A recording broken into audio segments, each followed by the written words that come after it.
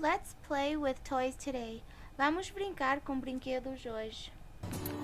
Hey everybody! So I thought I would do another playthrough today. We have the American Girls, Our Generation, and Hatchimals, and it's going to be a really nice weekend, so we thought we would come outside and play for a bit. I thought I would do their hair because we have these colorful elastics and their hair is a mess. So I'm going to go one by one, and then later we'll play with the little Hatchimals, and maybe we'll do like a little stop motion or something. We have Hatchimals toys. Temos brinquedos Hatchimals. So I'm gonna go one by one. I guess I'll start with her hair. The Our Generation's dolls did their hair. As bonecas da Our Generation fiz o cabelo. Here this dolly's rocking a fancy ponytail. And she has colorful two in each little. There's 5 of them. On to the next doll. This doll is rocking funny pig. They got funny hairstyles. Eles têm penteados engraçados. Tails with some hair ties and yeah, she's rocking a really cute outfit too. That's nice. This dolly is rocking Colorful elastics also. Elásticos coloridos também. French braids with colorful elastic. Yeah, she's a little fairy. So she's all ready to play.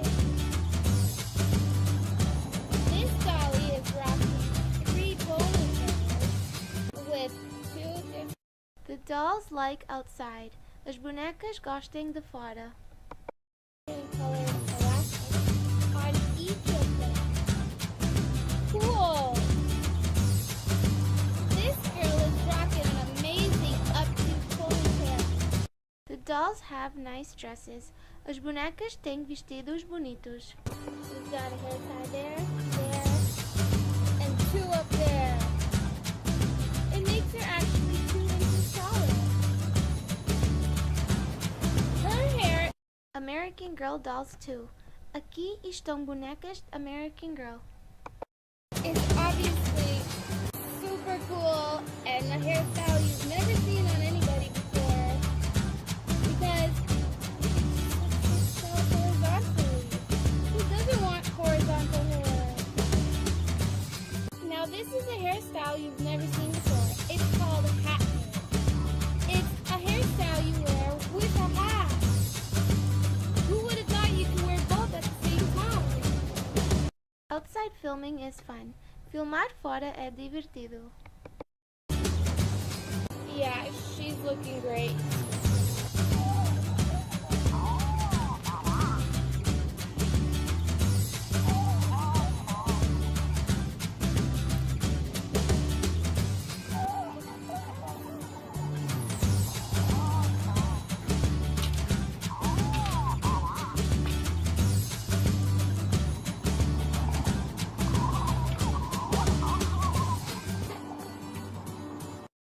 Some Hatchimals use batteries. Alguns Hatchimals usam baterias. Let's align them by color.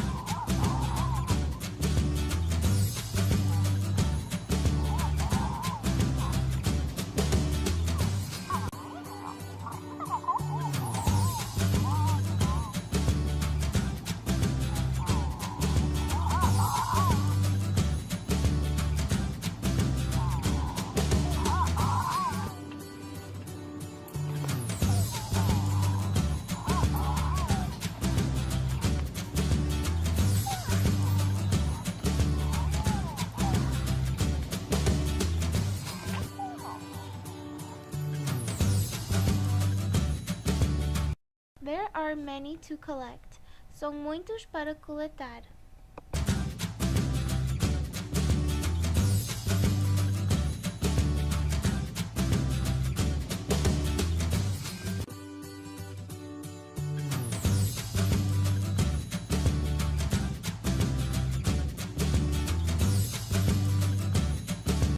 See you later. Até logo.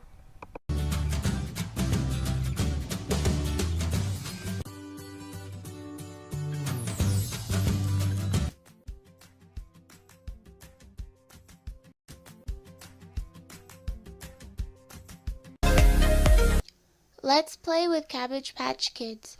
Vamos brincar com as Cabbage Patch Kids.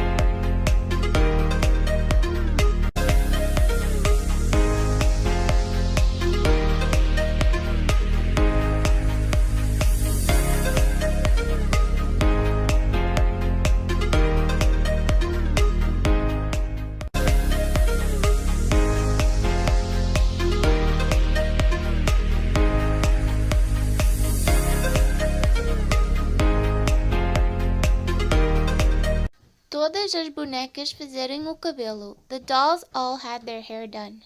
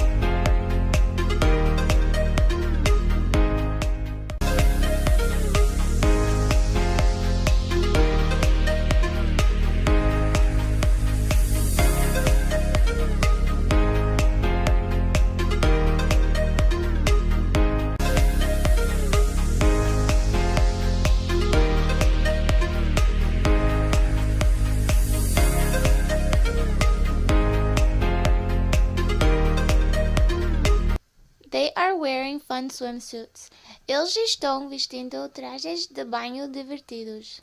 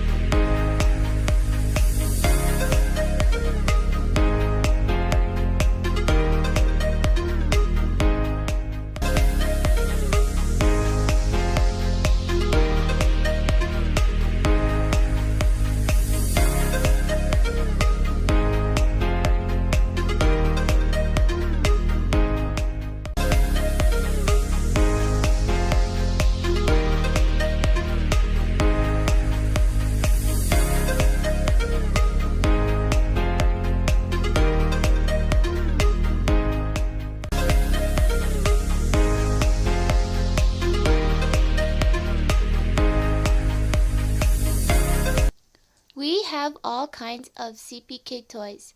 Temos todos os tipos de bonecos CPK.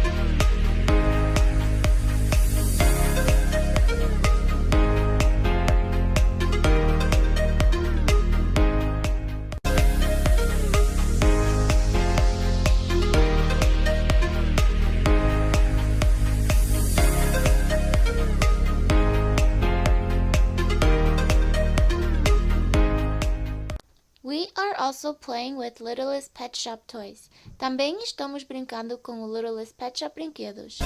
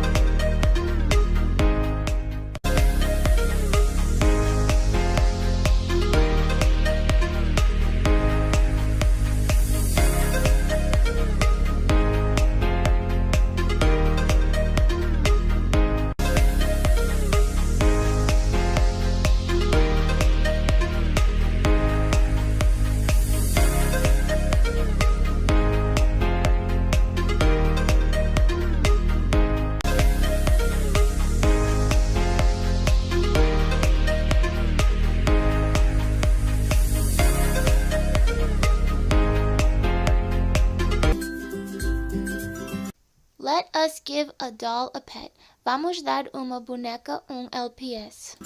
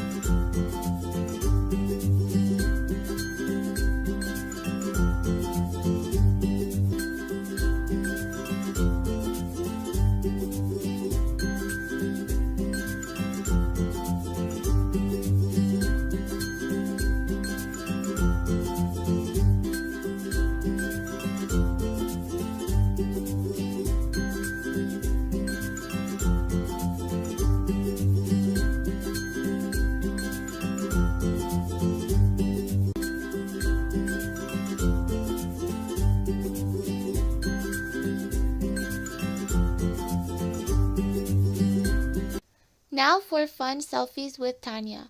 Agora para selfies divertidos com a Taynia.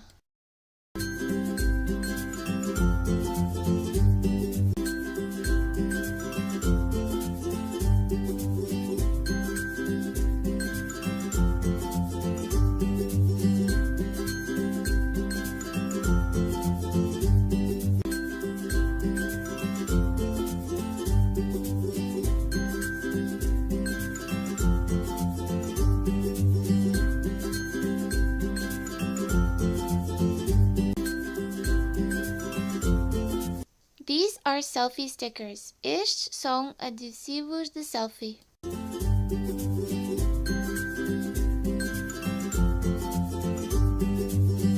Stickers are added to a photo.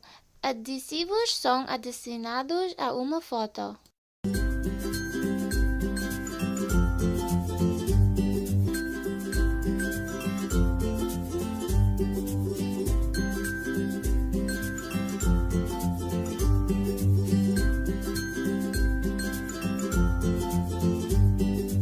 Outings are playful. Passeios são divertidos.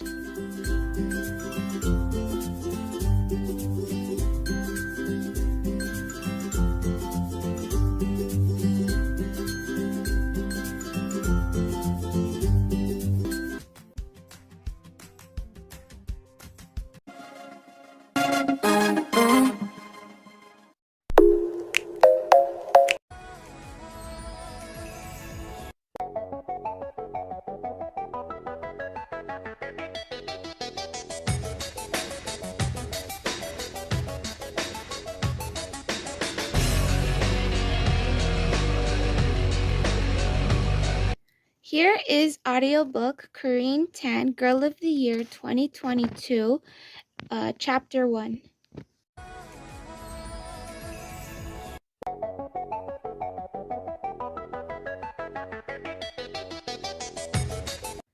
Sister Brain, Chapter 1. 3 really excited sounds going with skiing. The click of my boots in the bindings, the rhythmic whoosh of skis over snow, and the spray of a good hockey stop.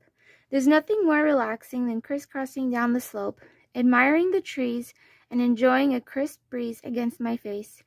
Gee, big sister, hurry up. One less than excellent sound also goes with skiing, and that is the voice of your little sister telling you to hurry up. I could pretend that I didn't hear her, but then Mom would get mad at me for not keeping closer to her. Instead, I pointed my skis down the hill and caught up with Gwen. Why are you going so slow? She demanded. I wanted to look at the search and rescue dogs some more, I said. When we had gotten off the ski lift, a ski patrol team had been practicing finding people in the snow. Whenever a dog found someone, everyone cheered and made a big fuss, which made the dogs seem really proud of themselves. Did you see that they had their own special harness? I wonder if they like the harnesses, said Gwen. Maybe they feel like life jackets. Gwen did not like wearing a life jacket when our family canoed in the summer.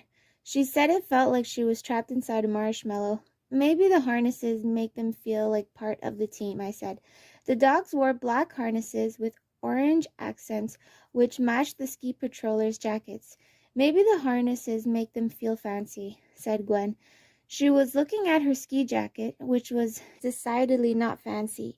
It was my hand-me-down, which had been passed down to me from my mom's co-workers' kids. At the bottom of the hill, I saw Mom looking for us. We were running late. Mom's waiting. We should get going. Gwen put her mittened hat inside mine. Corey, are you nervous? I was nervous, but I didn't want Gwen to be nervous, too. I won't be after I beat you to the bottom, I said. I put my goggles down. Race you. Hey, wait, no fair, cried Gwen. But she was laughing. We had skied our worries away, at least for a few moments. It was Mom's idea for us to walk to Arnie's house from the ski slope. She wanted us to see how cool it would be to live there. Arnie is Mom's fiancé. Fiancé means the person you're going to marry, though Gwen called Arnie's mom Fancy for a long time, so Mom and I called him that too. Gwen also said his name Army until Mom taught her to say Arnie. Arnie had been to our house many times, but Gwen and I had visited his house only a couple of times. Mom said that was because our house was more kid-friendly. But now that they were getting married, we'd be moving to Arnie's house because it's bigger. We put our skis and poles on the ski racks outside, and then Mom let us in. Arnie wasn't home, but Mom had a key. I remember watching Matilda here, said Gwen, pointing. Arnie fell asleep in that chair. He kept saying, Springa, Springa, Springa. That meant run in Swedish, Arnie's first language. I smiled at the memory of Arnie stretched out in the chair with his mouth open. You talk in your sleep, too, I reminded Gwen. At home, she and I shared a room. and sometimes she said things when she was sound asleep. Last night you said you needed feathers for our spaghetti, and when I asked you why, you said balloons. Gwen nodded. I was dreaming about flying, she said. Today we got to go upstairs in Arnie's house for the first time. We climbed up one flight of stairs, past the kitchen and living room, and then up one more flight. Mom said that there were enough bedrooms that Gwen and I could each have our own. Even though I was nervous about moving, I was excited to have a room just for me. Mom opened the doors to our rooms. Ta-da, she said. You even get your own bathrooms. The rooms were bigger than the one that Gwen and I shared at home, but they didn't look like they were for kids. They looked like the hotel rooms, pretty but boring. Mom saw my face. When you move your stuff in, it will feel more like your room, she promised. Right now, these are guest bedrooms. Where's your room? Gwen asked Mom. Arnie's house was a townhouse, which meant that every floor only had a few rooms. But there were more floors to spread than out. There were only 2 rooms on this floor. Upstairs, said Mom. The master bedroom takes up the whole top floor. Do you want to see? We nodded and followed her upstairs. The room was full of windows. You could see the mountains as well as downtown Aspen. There was a big bed with soft velvety bedding and a fireplace with a television and a comfy couch in front of it. That's Arnie's closet, Mom said, pointing to one door. And that will be my closet. And that's the bathroom. You could just live up here, I said. There was even a little refrigerator tucked off to one side. That doesn't sound too terrible, said Mom, teasing. We could have a movie night up here. Wouldn't that be fun? She started to say more, but her phone rang. Let me take this, she said. I think it's about the restaurant. Mom was working one, opening a restaurant to sell different kinds of Chinese street food, traditional dishes from China that people could buy at a counter. The space was really small, so it was mostly for takeout, not eating in. While Mom was on the phone, Gwen's lower lip began to poke out, which was a sign that she was unhappy.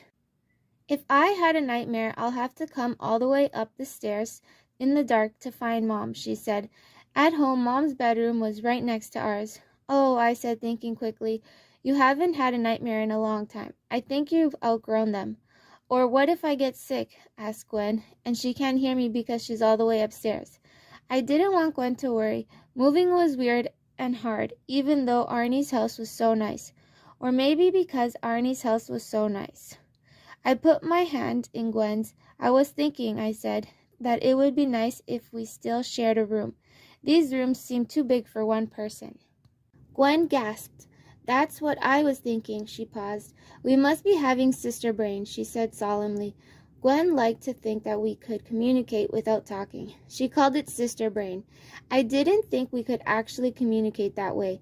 Most of the time, it was obvious we both felt the same way, like when we both got bored on a long car ride. But I pretended along with her. Yep, I said, that's exactly right. Do you think Arnie will still let us paint our room purple? Asked Gwen. She lingered on the word R, savoring it. We had one purple wall in our room at home. Mom had let us choose the color. We'd picked a bright shade that reminded us of the columbine flowers we saw in the spring. I'm sure he will, I said. Mom, didn't she? Mom finished her phone call. She must have heard some of what we were saying, because when Gwen wasn't looking, she caught my eye and mouthed, "Thank you for keeping Gwen happy." Mom made dinner in Arnie's kitchen while Gwen and I worked on homework at the table. Gwen was lucky. Being 7, she had easy homework, like reading for 20 minutes. My 5th grade homework was harder. Today I had math problems plus a worksheet about the indigenous people of Colorado. I picked up every little scrap of eraser dust when I had to change one of my answers because Arnie's house was so clean. Mom watched me carefully carry the dust to the trash can. I wish you were this neat at home, she said. Then she corrected herself. This is also going to be our home, so I'm glad you're cleaning up after yourself, Corinne. The house is so clean. It makes me so nervous, I said. I'm afraid to mess anything up. At our house, we had toys on the floor and artwork by Gwen and me on the walls. It was hard to imagine how our things could fit in Arnie's house, even if we had our own bedrooms. It's important to be tidy, but it's also important to be comfortable, said Mom. We'll find a way. She was roasting peanuts to go with the sesame noodle dish she was cooking. Gwen poked me. Sister Brain says you're hungry. Sister Brain says it's getting close to dinner time, I said. And who won't be hungry when Mom's cooking? And that is the end of Chapter 1. Stay tuned next time where we get to read Chapter 2 and other American Girl novels. Feel free to make your own notes while you are listening to this audiobook, as you can go ahead with the story and make your own notes with it.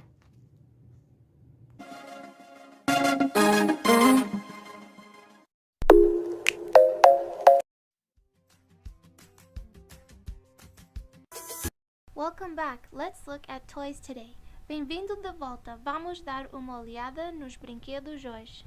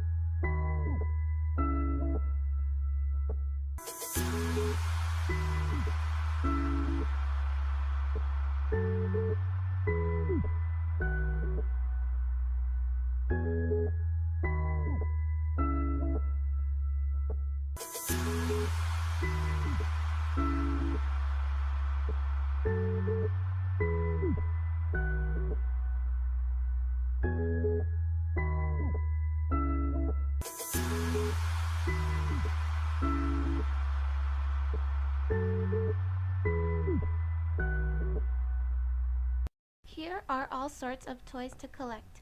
Aqui estão todos os tipos de brinquedos para coletar.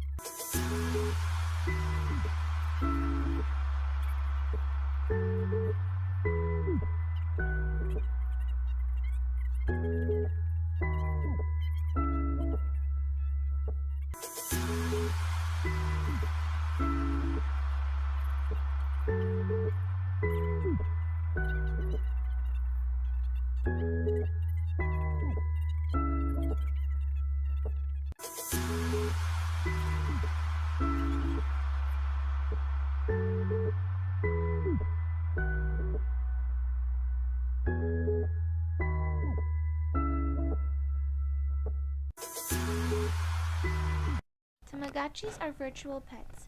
Tamagotchis são animais de estimação virtuais.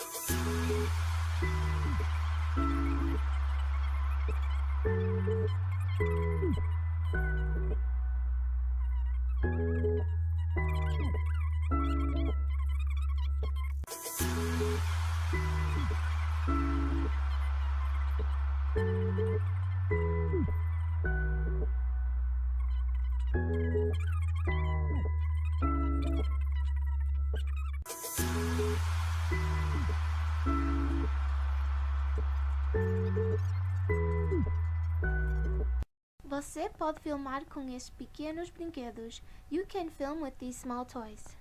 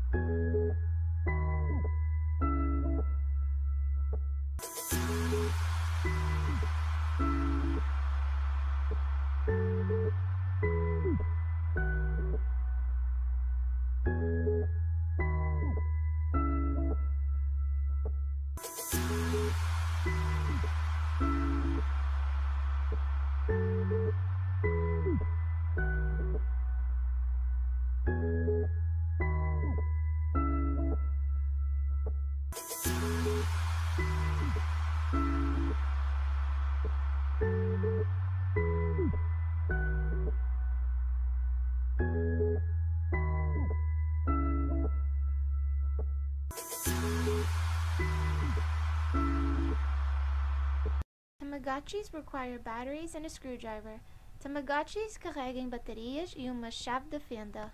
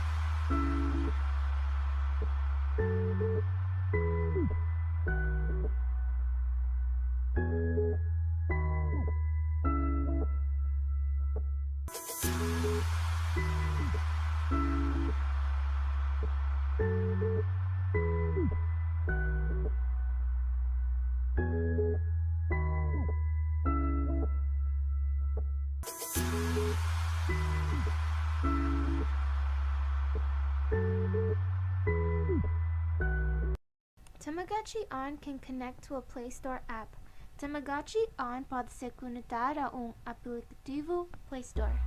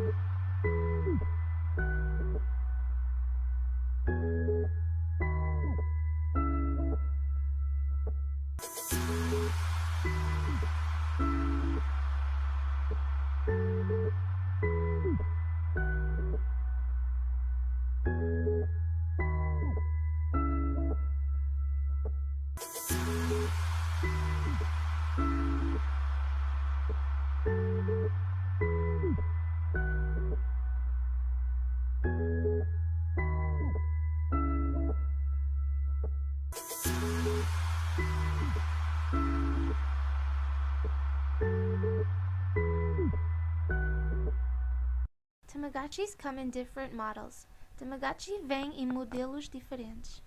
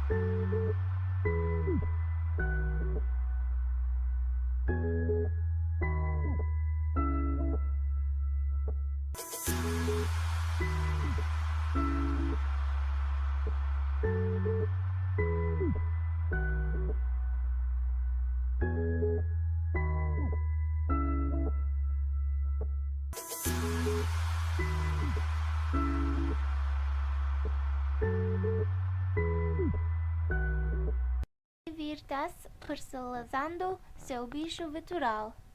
Have fun customizing your virtual pet.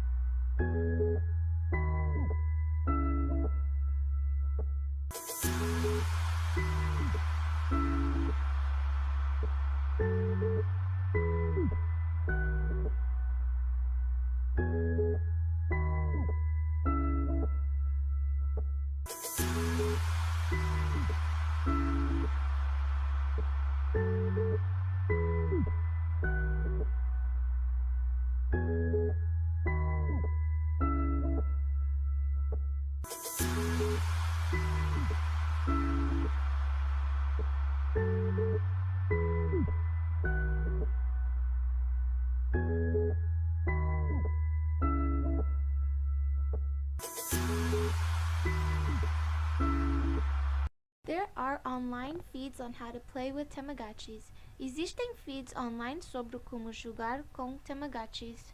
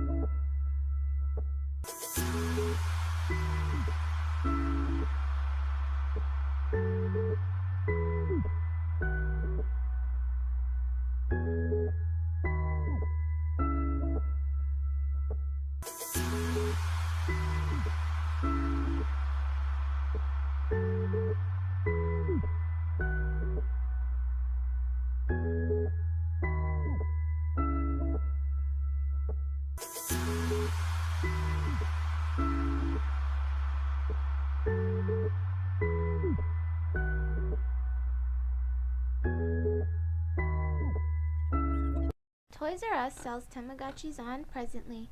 Toys R Us vendem Tamagotchis on atualmente.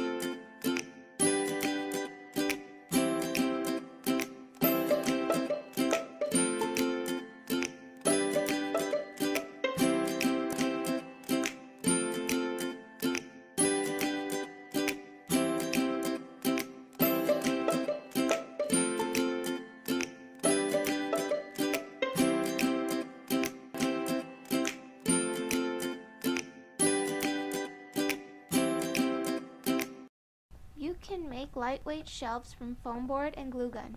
Você pode fazer prateleiras com foam board e pistola de cola.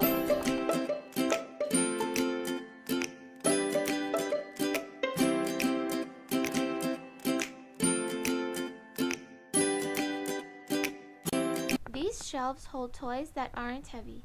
Essas prateleiras contêm brinquedos que não são pesados.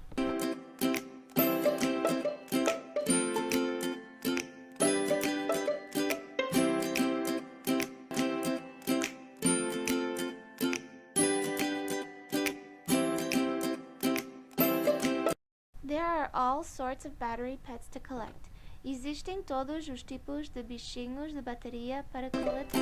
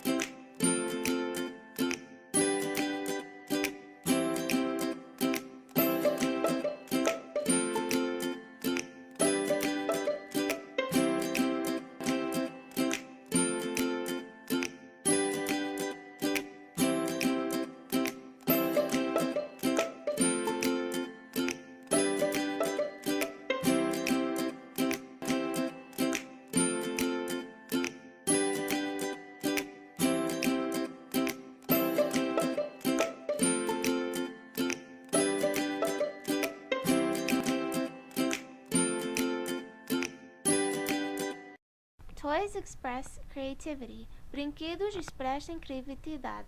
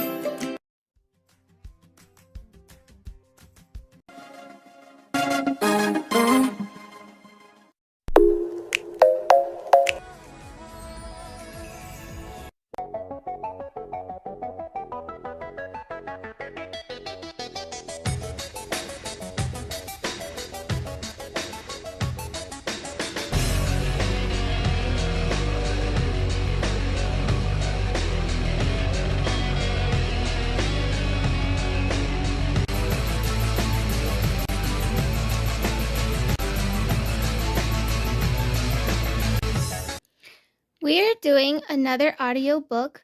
This one is from American Girl called Inner Star University Behind the Scenes. This book is actually a bit different than most books. Most books have chapters, but these books is create your own ending. So we're going to choose a few pages and then we'll end off where we feel like, and then later we can pick up from where we left off.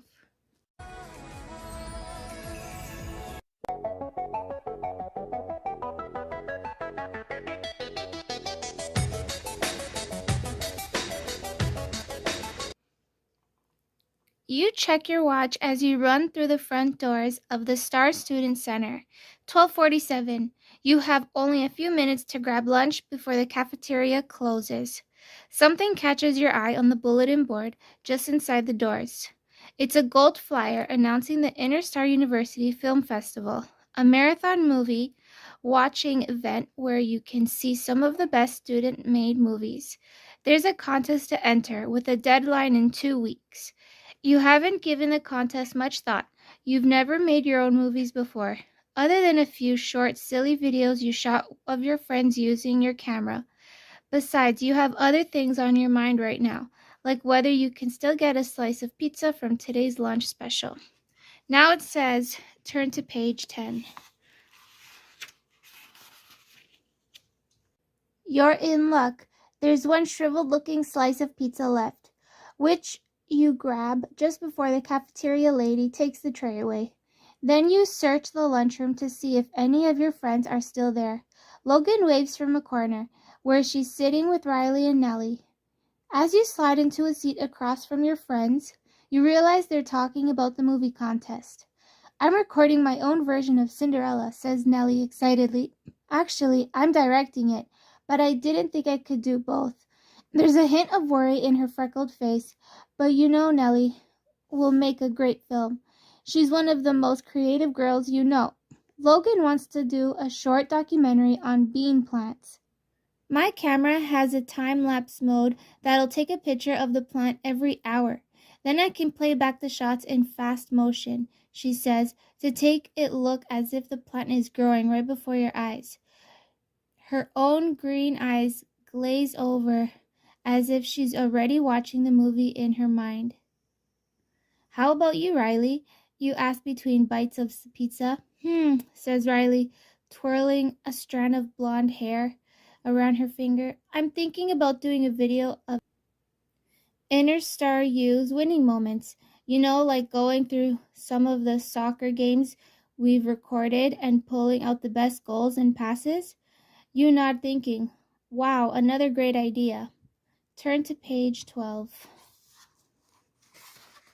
What are you going to do? Nellie asks you. You take a sip of your drink before answering. I'm not sure, you say. I guess I'm not much of a movie maker.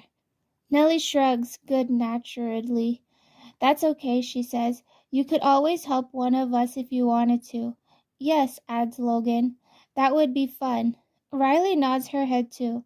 I could definitely use help sorting through old soccer videos, she says. You glance around the table at your friends, who are all being sweet about this. You're game for helping out on a movie.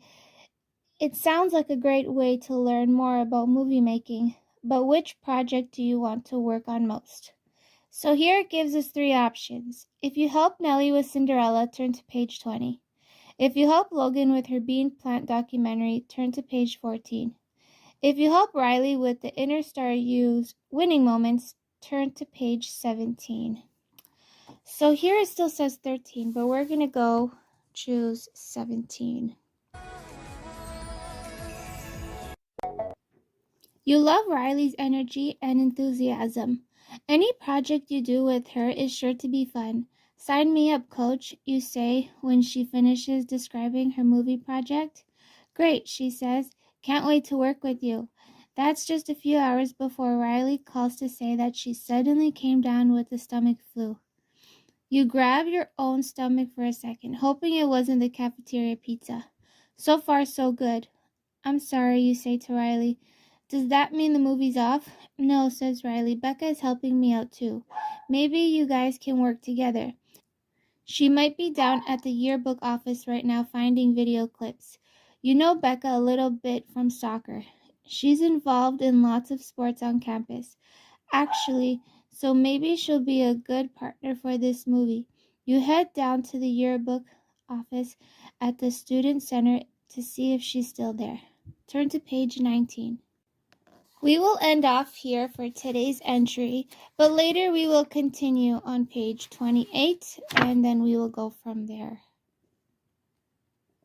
Feel free to make your own notes and comments. You could write in the book itself, or you can go ahead and use your own journal and write in there.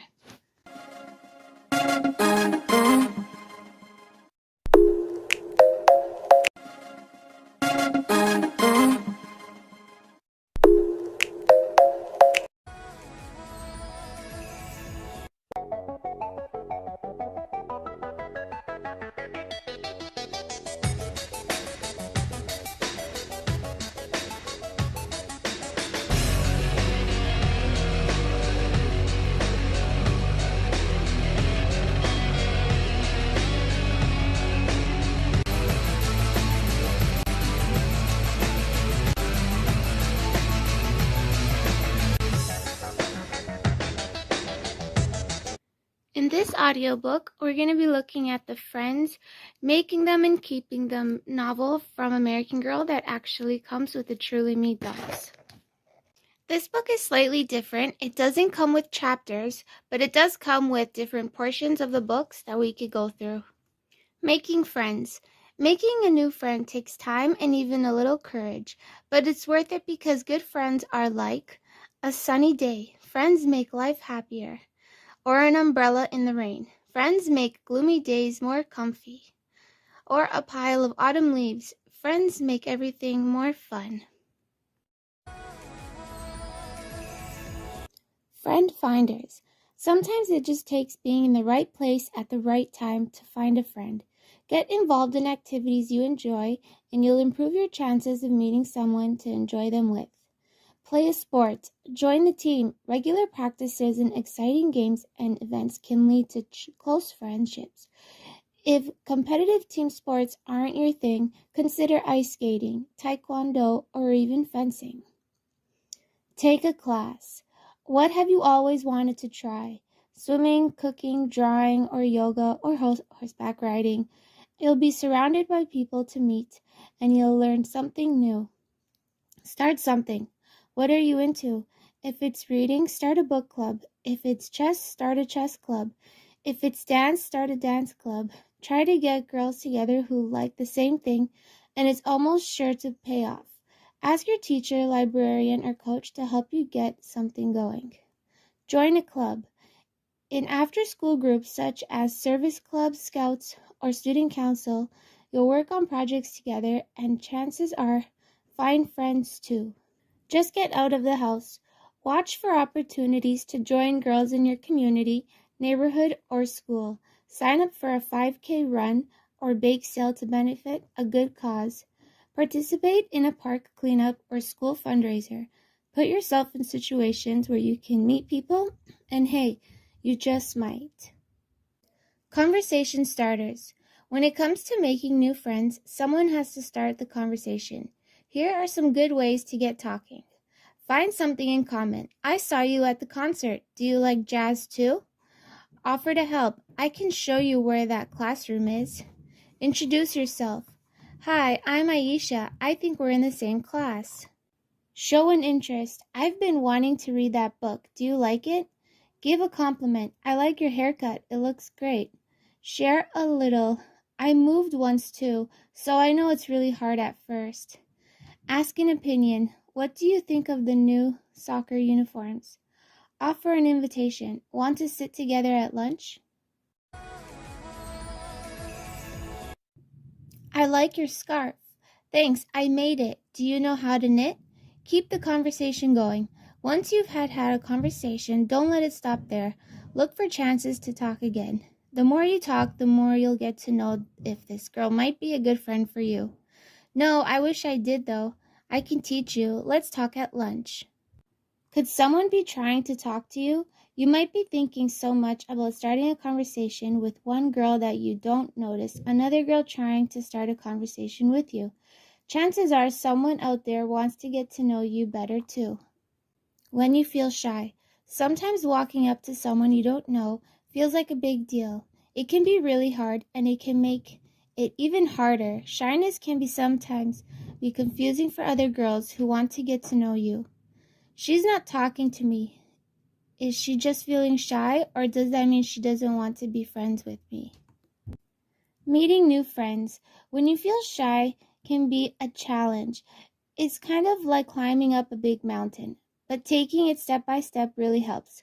Just remember that even every step you take and every effort you make, no matter how small, you're getting closer to meeting some great girls and enjoying fun friendships. We will end off today at page 16, and we will continue some other time.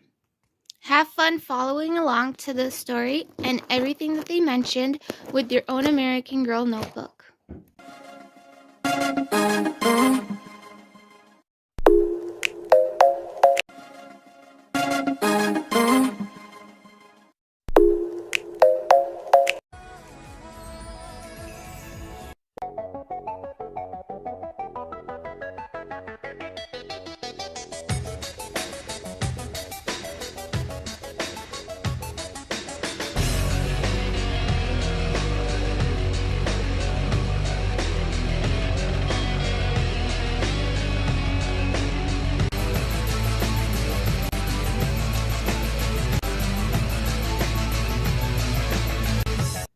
This is audiobook Be Forever, Courtney Moore, 1986, Changes the Game, and we're going to read one chapter.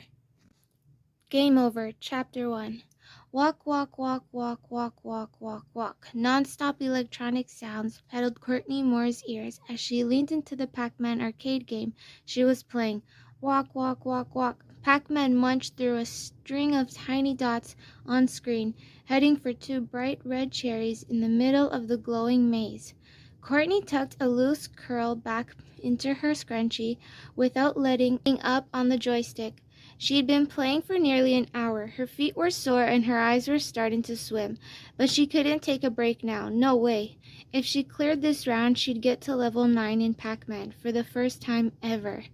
"Watch out," yelled Courtney's friend Kip Tomatsu beside her, pointing at Inky, the greenish-blue ghost that was heading right for Pac-Man. Courtney slammed the joystick right and up, dodging Inky as she zipped through the game's maze on the run. Kip pushed his floppy hair out of his face, his eyes glued to Pac-Man's every move. "There's a power pellet on your right," he shouted. Courtney trotted right, seeing it. But as she did, Blinky, the red ghost, came out of nowhere. "Don't panic," she told herself, swerving left to avoid Blinky. "This always happens on level 8. This always happens on level 8, Kip said. "I know," Courtney replied, eyeing a large dot a few turns away on the maze. "I just need to get that power pellet." Kip nodded. He understood her strategy. Once she ate the power pellet, the ghosts would all turn dark blue, and then Pac-Man could eat them, gobbling up points. "You're almost done," Kip whispered excitedly. Courtney smiled, her eyes fixed on the screen. Pac-Man was Courtney's favorite game, and Smiley's arcade in the Orange Valley Mall was her favorite place to play. The games were brighter and louder here than on her TV at home, and being in a crowd of kids, all trying to beat their high score, felt exhilarating, like swimming in a crashing sea of flashing lights and electronic sound effects. "You're gonna get eaten," Kip yelled, jolting Courtney out of her mini trance. A trio of ghosts were almost on top of Pac-Man. Courtney yanked the joystick left, and Pac-Man munched down on the flashing power pellet. In a flash, the ghosts turned dark blue, and Courtney changed directions so that Pac-Man could crunch them up. As the ghosts disappeared, their points values flew up the screen where they added to the game total. "My highest score ever," Courtney whooped as the screen lit up with an electric cascade of colors. Courtney high-fived Kip, pride surging through her. Neither of them had ever reached level 9 before. "Courtney," someone called sharply. Courtney knew who it was without looking. Sure enough, when she swiveled around, there was her stepsister Tina, arms crossed and side ponytail bobbling impatiently. "Time to go," Tina said, pointing at the giant digital clock by the arcade entrance. "5 more minutes," Courtney pleaded. "I just bet my high score." "So," Tina said, looking baffled. Before Courtney could reply, Pac-Man flashed, signaling the start of a new level. Courtney whirled back to the screen. "Can't talk, must play," she yelped, rattling the joystick in a breakneck series of moves. Tina put her hand on her hip. "We need to go, like now," she said. "We're meeting my dad at 5:30. "1 second," Courtney replied, switching Pac-Man's direction. But before she could make her next move, Tina leaned in front of the game screen. "What are you doing?" Courtney shouted. Tina's dark eyes scrutinized Courtney's hair. "Is that my scrunchie?" she said excusingly, eyeing the bright pink band on top of Courtney's head. "I couldn't find any of mine this morning," Courtney explained, dodging both Tina and two ghosts covering on Pac-Man. "This one was in the bathroom." Courtney kept her eyes glued on the screen. Tina was the queen of scrunchies. She had at least 20 organized neatly in rainbow order on her side of her dresser, and there were always a few more on the counter in their shared bathroom. Was it so wrong for Courtney to borrow one if Tina had so many? "I just got that scrunchie for Christmas. Give it back," Tina said, blocking the entire screen. "Get out of the way," Courtney shouted, but it was too late. Whoa, walk, walk, walk. The game whizzed, letting out the sad electronic music that sounded when Pac-Man died. Pac-Man's yellow circle body split open like a banana peel and disappeared after Blinky gobbled him up. Courtney yelled in frustration as the words "Game Over" flashed on the screen. "Uh-oh," Tina said, not sounding sad at all. "I guess now we can go." "Hurry up," Tina called over her shoulder. as she sashayed past stores along the mall's second level. Courtney hustled up next to her. "I am hurrying," she said, looking at her watch. "It's only 5:22 anyway. I definitely had time to beat that last level." Courtney turned to look at Tina, but Tina wasn't beside her. Instead, her stepsister had stopped to window shop at the Gap. As usual, when Tina became interested in something, she conveniently forgot that they were on a schedule. Courtney swallowed her frustration. Officially, she and Tina were at the mall together. What they really meant was that Courtney hung out at the arcade while Tina prowled the mall and drank soda at the food court with her friends. It hadn't always been this way. When they first met, Courtney was 5 and Tina was 9, and they liked doing stuff together. They rode bikes, traded stickers, and swam in the pool in Tina's backyard. Tina even played My Little Pony with Courtney. When Courtney's mom and Tina's dad, Mike, got married, Courtney felt like she had a sister. Things started to change when their little brother Rafi was born. Courtney moved into the room Tina had had since she was a baby, and Tina did not like sharing it. She complained that Courtney was messy, and she got irritated if Courtney left even one sock on Tina's side of the room. But sometimes, when one of her favorite songs came on the radio, Tina would start dancing and insist that Courtney join in. Courtney felt like there were two Tinas, an angry Tina and a fun Tina. Courtney never quite knew which one was going to get. "Come on," Courtney called, but now Tina was talking to someone and ignoring Courtney, so Courtney headed for the escalator without her. Courtney's stepdad's store, De Amico's Electronics, was on the 3rd level. When she reached the store, Courtney saw a large after-Christmas sale sign hanging in the front window. Mike was behind the counter chatting with a lanky young man in a store t-shirt when Courtney entered. A moment later, Tina came in with the girl when she had been talking to outside the Gap. "Kiddos," Mike greeted them. "This is Ben, the new assistant manager," he said, gesturing at the young man. "Ben, these are my daughters, Tina and Courtney." "Wait, this is your sister?" Tina's friend said as Mike went to help a customer. "I wouldn't have guessed. You look so different." "We're not real sisters," Tina said. "Courtney's my stepsister." Courtney blinked in surprise, her cheeks stinging with embarrassment. She looked away so that Tina wouldn't see how much that comment had hurt her feelings. Mike came back to the counter. "Okay, kiddos," he said cheerfully. "Since you're still on Christmas break, I thought we could have movie night tonight. Check out what I picked up at the video store at lunch." He pulled 2 VHS tapes from behind the counter. Courtney brightened. The Goonies was her favorite movie. "Nerd flick," Tina muttered. Her friend laughed. "I heard that," Mike said, "and I'm not a nerd." He winked at Courtney. "For those of you with different tastes, how about..." He slowly revealed the second tape. Tina smiled. "Footloose. Thanks, Dad."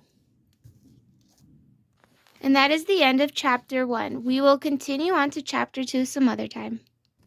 Feel free to make your own notes as you hear this audio book and read along with the story.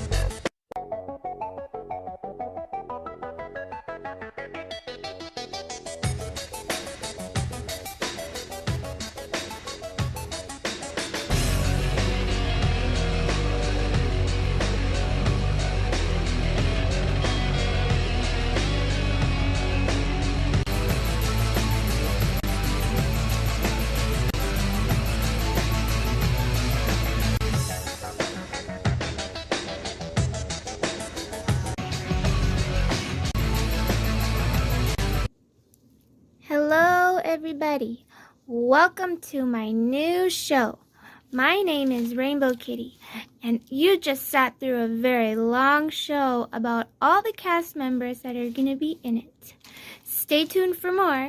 You may recognize me as Hello Kitty that before, but I got customized. Check me out. Don't I look so rainbowy and fun to play with?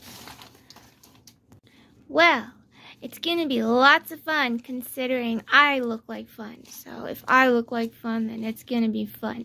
And there's a lot of other fun members here too. So stay tuned because it's going to be fun.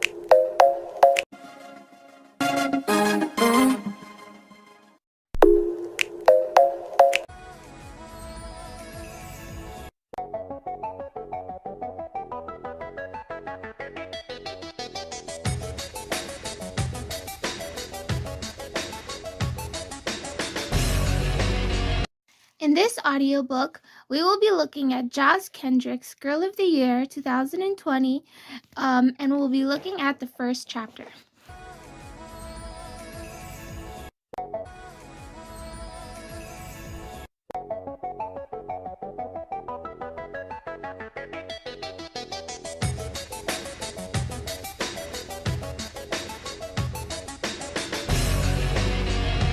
A Perfect Wave, Chapter 1. Never turn your back on the ocean. That's a surfer's number one rule, because the water is always changing. Every day it's different.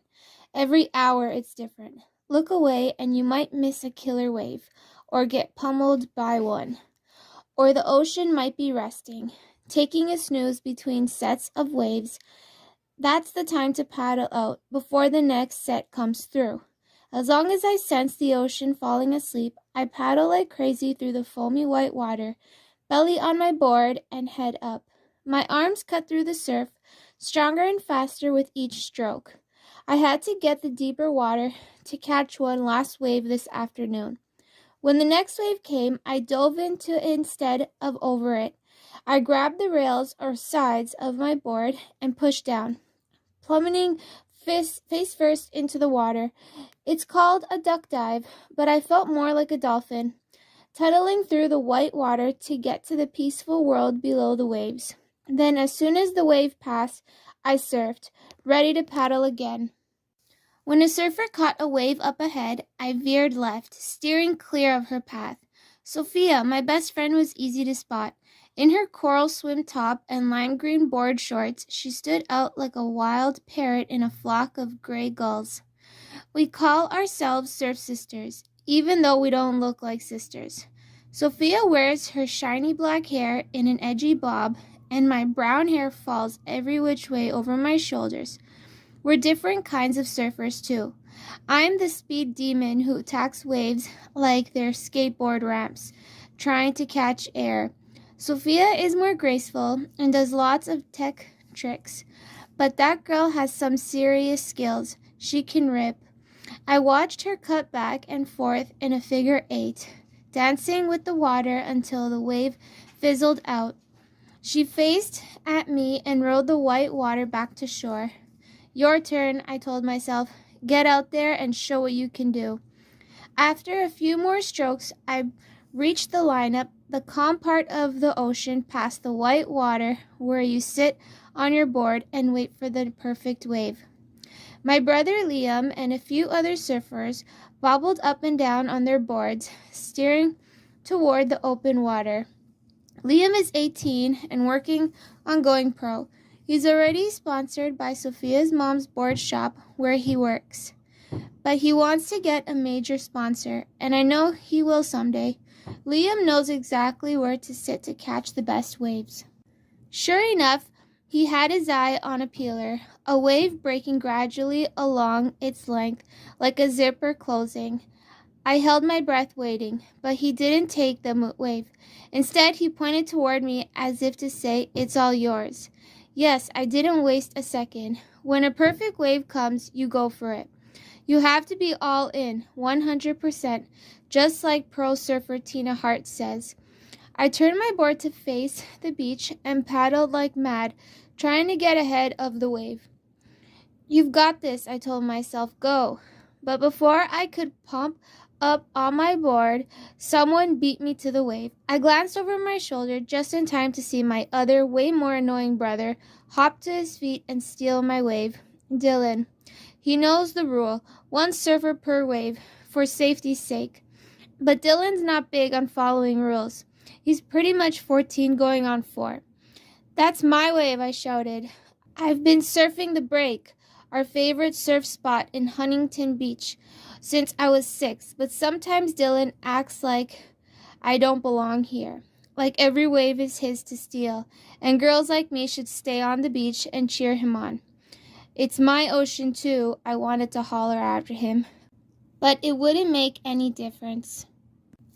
Dylan had been extra full of himself ever since he rolled through the tunnel of a barreling wave a couple of weeks ago. I mean, it was a mini tube. It wasn't like he stood up all the way inside it. He caught the trick with the camera attached to his board, but when I watched the video, all I noticed are my brother's knobby knees. Anyway, this wave, my wave, was no barrel, and Dylan caught it way too late.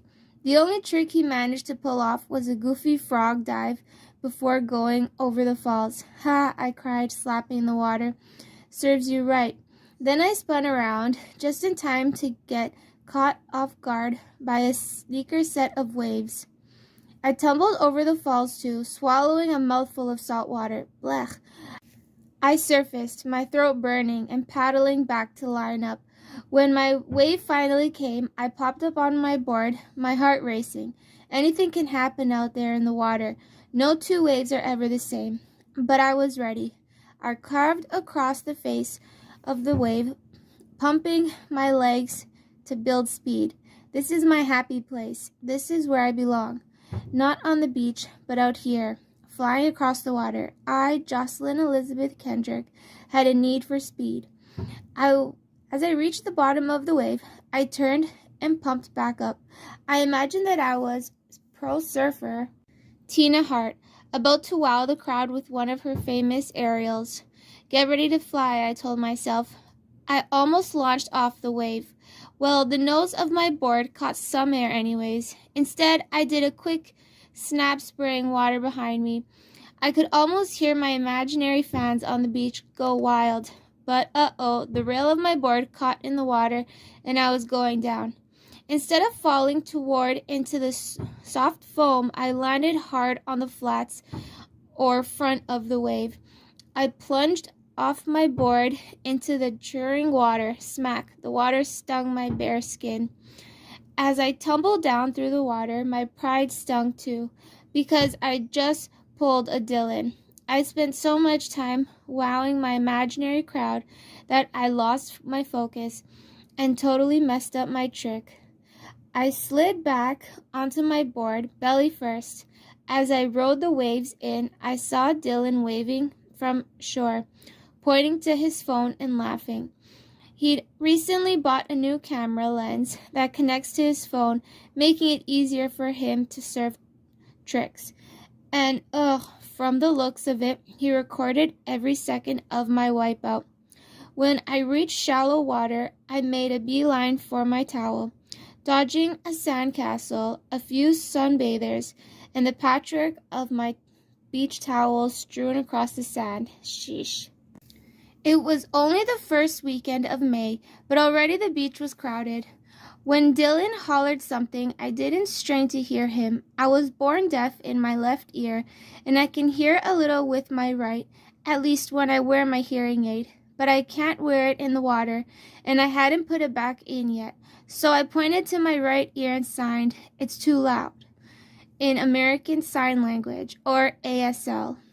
The surf was really loud, but it was also an excuse to ignore Dylan's trash talk. I shrugged as if to say, "Sorry, bro." Then I turned away before he could sign something back. It's one of my best little sister survival skills. As I set down my board next to Sophia's, I felt a prick of envy. Sophia's mom owns the SoCal board shop, so Sophia is always sporting the newest board. But I was stuck with Dylan's hand-me-down short board, dings and all, at least until I saved enough of my allowance for a new one. When I reached for my towel, I spotted a message that Sophia had left for me in the sand, a cluster of shells and stones in the shape of an arrow. Sophia is forever beachcombing. When she isn't picking up litter, she's collecting seashell stones and other treasures and turning them into tiny works of art. But an arrow, what was that all about? I pointed up the beach toward the board shop. Aha, my surf sister was probably telling me she'd been struck by a snake attack. I quickly dried my ear and popped in my hearing aid. Ugh, sand. I hate greedy feeling in my ear.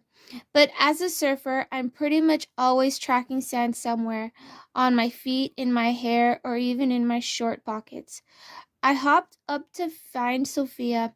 Luckily, Dylan had moved on to his next target. He was filming his buddy Nico attempting a headstand on his board. Nico is one of the bravest surfers at the break. He'll try any trick, but he usually can't land it. Sure enough, he toppled sideways into the waves. When his dark curly head popped out of the water, he pumped his fist in the air. I'd barely made past the weathered blue lifeguard tower when I saw Sophia racing toward me, waving a colorful sheet of paper.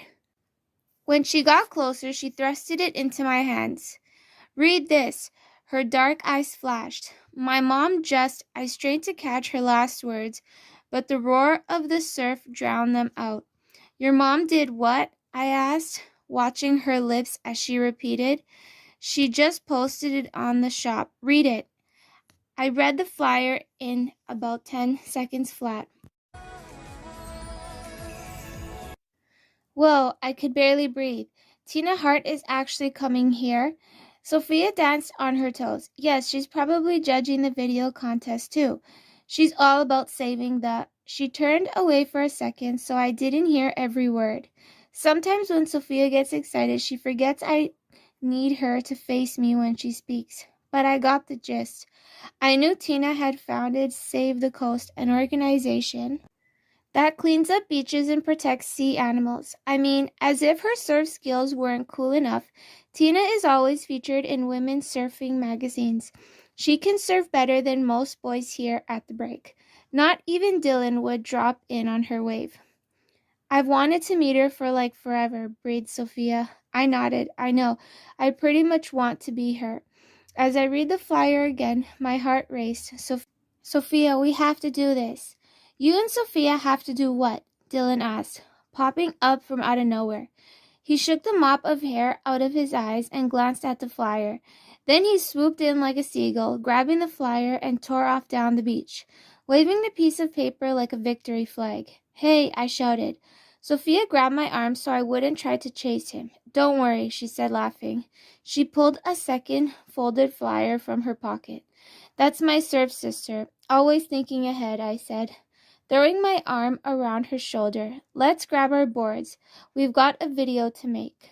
We finally had the chance to meet Tina Hart, to surf with her, and like I said, when a perfect wave comes, you have to go for it. I was all in, 100%. The next time we come around to Joss Kendrick's book, we will pick up on chapter 2. Have fun making your own notes. Along in your notebook is when you enjoy reading the story and when you find parts you like to take down.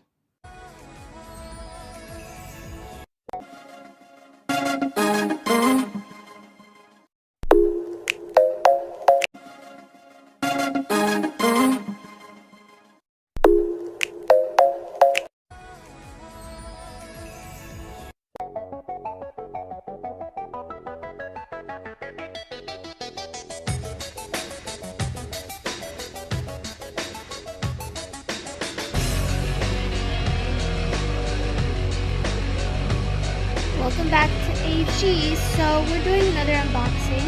We had lots of fun this past weekend, shopping at Indigo and all these places at the mall, and of course at American Girl. And we did come across a few Harry Potter things, which is actually why we were inspired to get this item. The England set. Oh, look at that. And so we're gonna do one item at a time. So let's go ahead and look at it.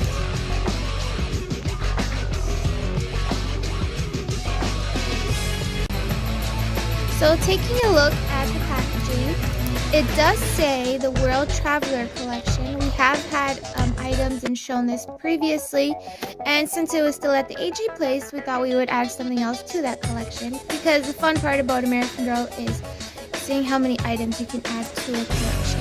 So this is the England souvenir set, and it looks to me that they have this little bag and what looks to be chocolate and stickers from England, and that's probably a postcard.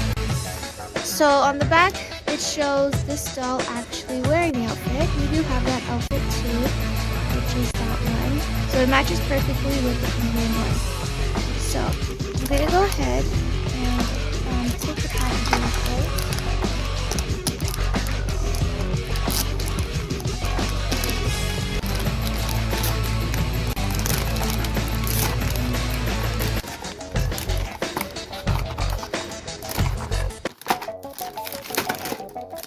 Okay, so here's another package. I'm gonna put over it.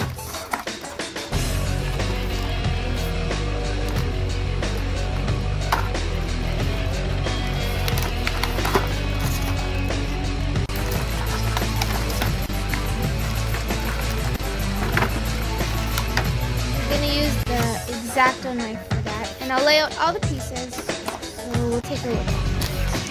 Okay, so we have a little cute postcard here, doll size of course. And then here it looks like a historical landmark that they have, a place that you can go to visit when you're there. So yeah, that's that. And here's another postcard with little prints on it. Umbrella, hat, tea, fish and chips, Decker buses, yeah, all the signature things you see when you go there. And here is add these stickers to your passport. So actually my dolls do have a passport. Now they can add these stickers into the passport to make it seem like you traveled there and lived there. And so here are the little chocolates. It says dark and milk chocolate. And these look real, but they're not. Don't get confused. They're not for eating. They do look very real. Okay, so then there's that. And then there's this cute little bag. And it's actually a box, kind of like a lunch box, but with a nice strap over it so you can wear over the shoulder. And a buckle. Perfect for the dolls, and it's obviously doll size. So that's that. Now let's take a look at the other items. This one is also fun for the dolls if they plan on traveling to England, because then they could use the airlines set. So what they have are headphones, a cool tablet. My dolls have loads of cell phones, smartphones, but they don't have a tablet really, so yeah, here's a great one. And more doll food, which is really fun to add to our collection. And so it looks like a plane ticket, a traveler mini book, and a water bottle for the dolls. So I have here my X-Acto knife. I'm going to go ahead and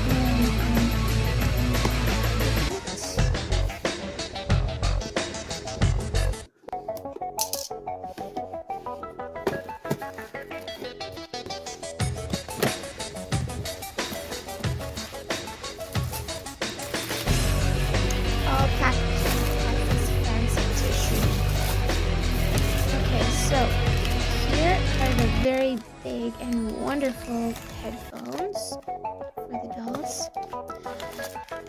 A nice pillow that they wear around their neck when they're on the airplane.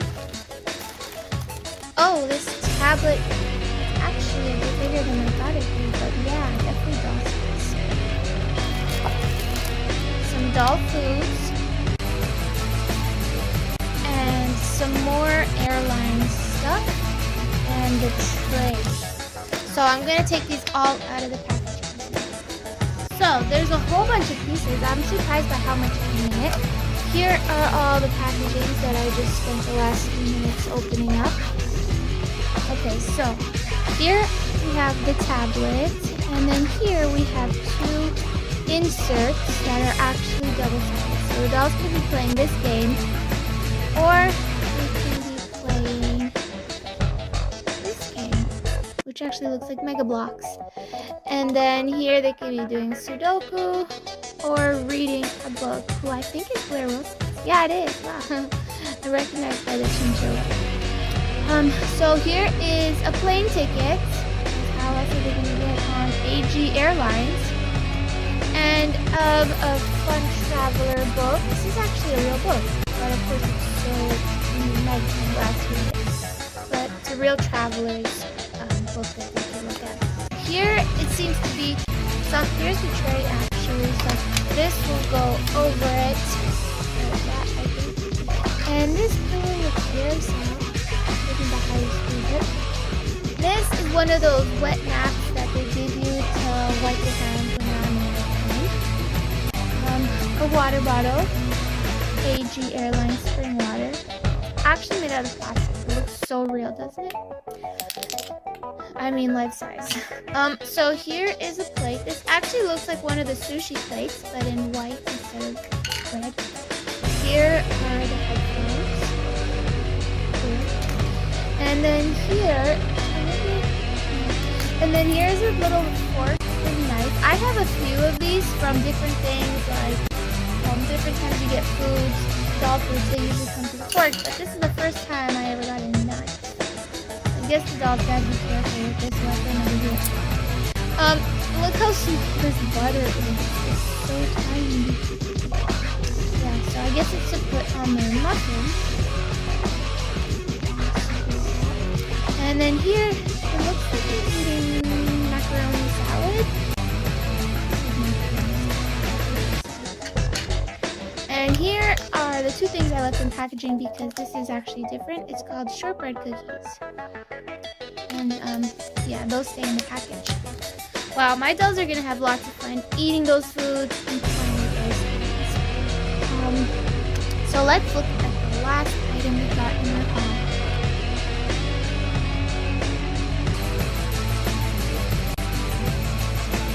So here we have the last item. I chose to get this for the Bitty Baby dolls because the Bitty Babies I've seen on the website had this dress a while ago, and it would be fun if I actually got it for them. Dot to dot dress, and it does come with little pieces. So we'll go ahead and see if we can add this to the Bitty Baby collection. So I'm gonna open it up.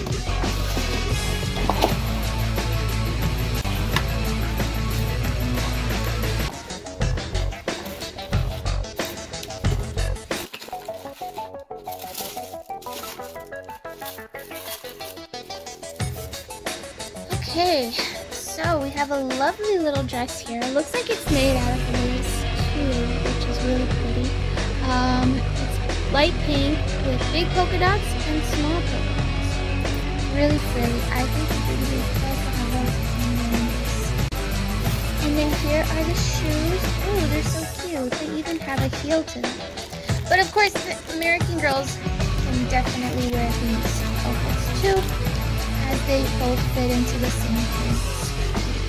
So here are the cute, oh, they have little pom-poms on them. I really like the little heel. Sometimes it helps the dolls when they stand too. So yeah, it's really pretty how silvery it is. Really matches the dress. And so here we have hair clips. Woohoo! Bobby pins. 2 bobby pins. Okay, so this one says hello. How cute. A nice, really pretty, sparkly bobby pin. And then here is a clip. Here is a clip. Oh, it likes to fly everywhere when you open it. Alright, very pretty. I'm really glad I got this because it's really, I can make some nurses in many ways.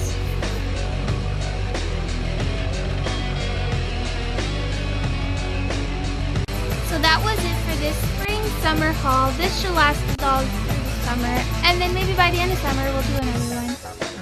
See you!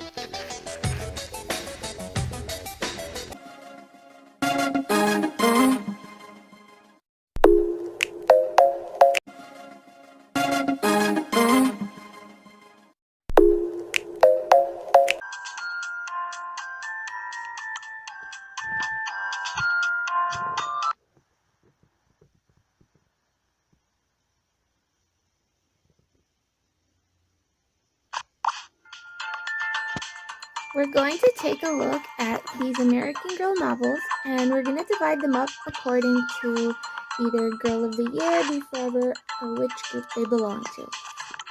So we're going to go ahead and start through the books, and then we're going to compare how many books per group. So there's either Girl of the Year, Be Forever, Truly Me, or Interstar University to look at. Okay, so this first one is McKenna's book. She is a Girl of the Year.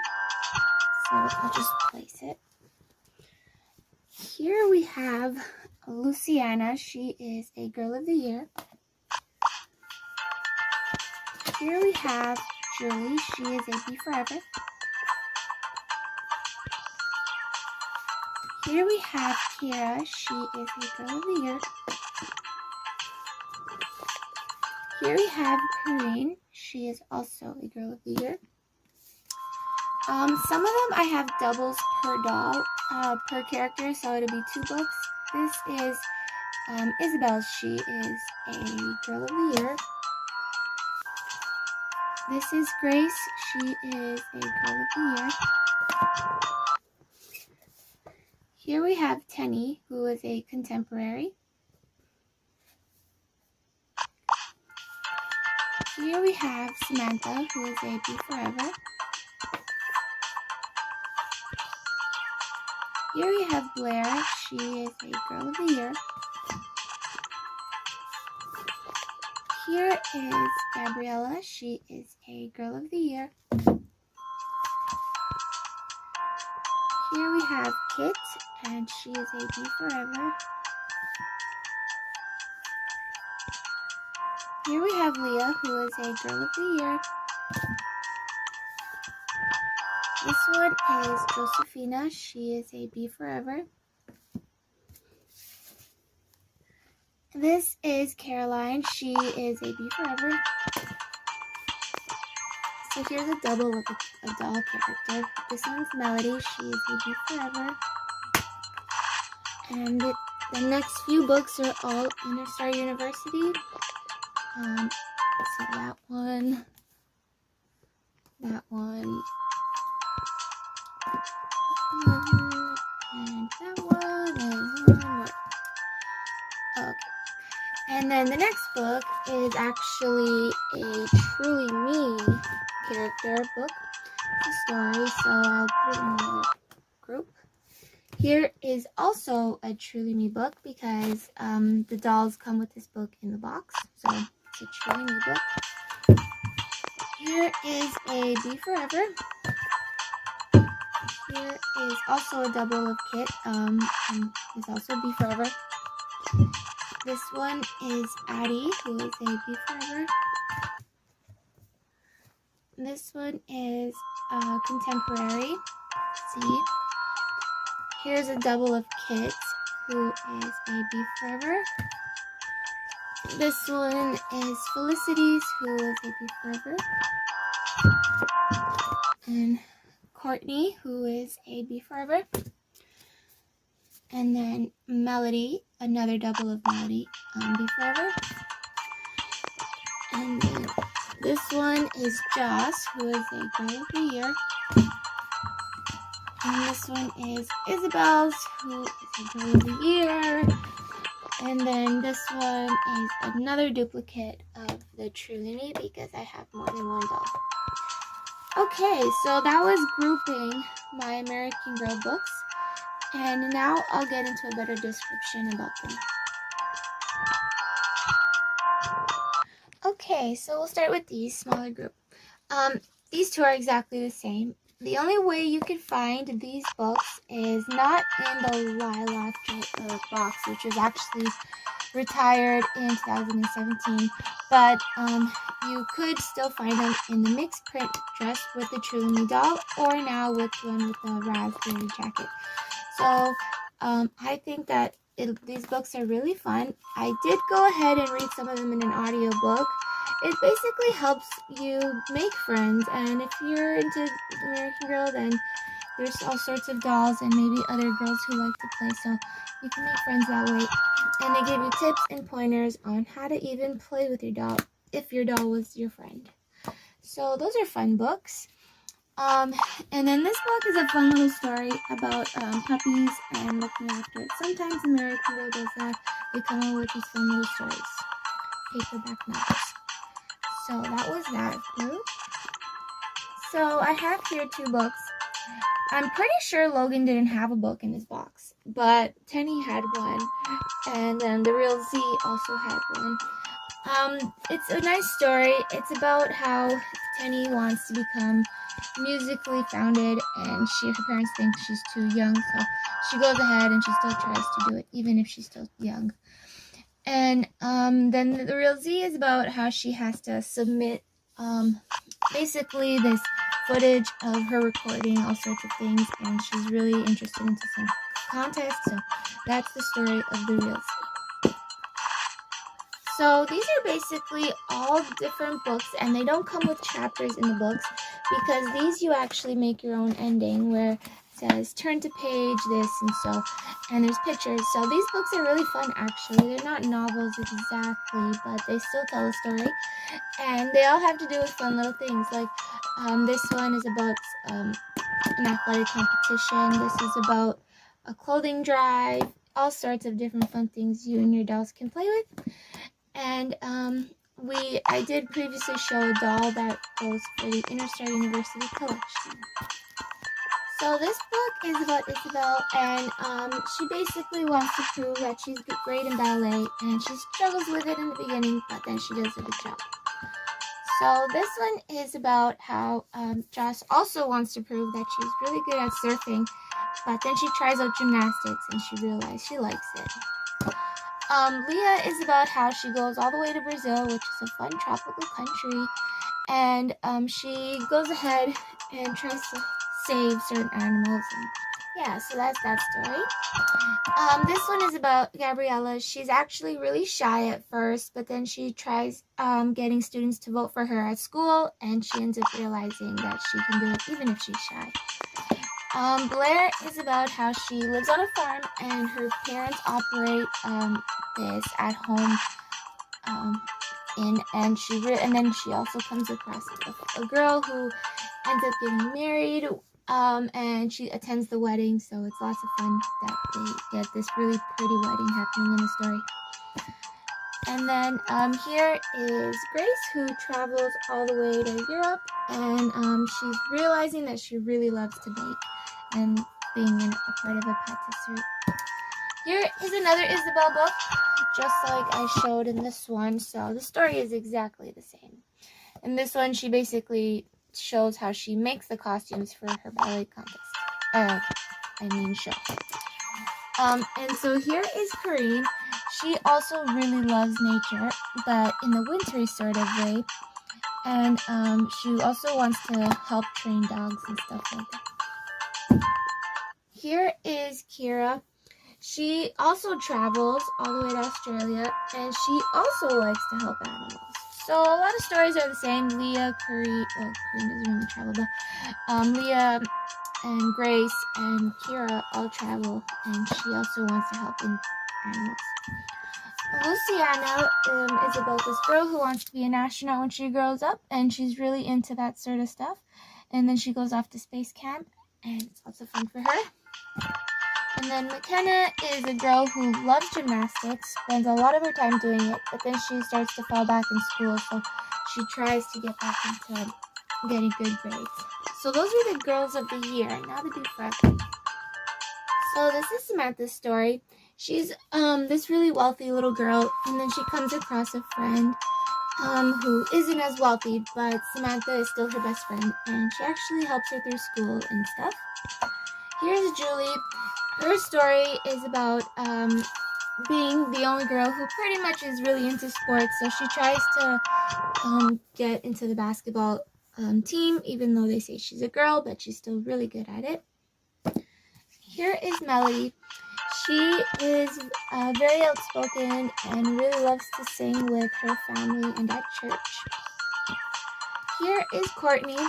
She's all about going to the mall and playing at the arcade, and she also moves in with her new stepsister and father, and so yeah, the story is basically that. Here is Felicity, who is a beef lover, and this is about bringing tea from England and the struggles between loyalists and patriots. Here is a story about Kit. She's in a family, and then it's during the Depression, so her parents don't really have money because her father loses his job, and now they have to rent their house out to boarders. This is Addie Walker, who struggles through what they call finding freedom, because she tries to leave the tobacco plantation that they were at and tries to find a better place to live. This is actually Mary Ellen's story. Mary Ellen has a really big family, and sometimes she gets mixed up with them, and it's not so easy for her, but she ends up finding her way. Here is Rebecca Rubin.